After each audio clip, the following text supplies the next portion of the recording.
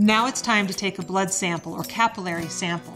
One of the advantages about AlphaTRAK 2 is that it only needs a small sample, a tiny speck, and getting a sample gets easier every time you do it. Most pet owners become comfortable obtaining a sample after about 3 to 5 times. On cats, the best site to obtain a capillary blood sample is in the marginal ear vein or the paw pad. On dogs, in addition to the marginal ear vein and the paw pad, the elbow callus or the inner lip also works well. The best site depends on each individual pet. It helps to find at least 2 capillary sampling sites that work well for your pet. Ask your veterinarian to help select the site that works best. The AlphaTRAK starter kit includes everything you need to get started. But before we get to Nemo, let's get everything set for the test. Take the meter, test strip vial, lancing device, and lancets out of the pouch. Check the test strip expiration date. Now let's get to Nemo and get his test site ready. If you choose the marginal ear vein and it's hard to see, it may help to use a flashlight to see the vein better. And here's a good tip. When you first start testing your pet, it may help to get them used to the lancing device sound, so try holding it close to their ear and pressing the button before performing the test. To get the blood flowing, warm the sample site by gently rubbing, applying a warm cloth, or a bag or sock filled with rice that has been warmed in the microwave for 20 seconds. If you're having trouble getting the blood to form into a drop, it may help to apply a thin layer of petroleum jelly to the test site prior to testing.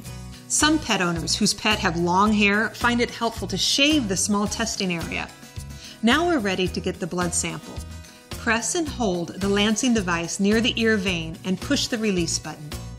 Applying pressure to the test site may help with the formation of a blood drop. Let's look at how to get a blood sample from other areas on a dog. First up, the paw pad, which could be used on both dogs and cats.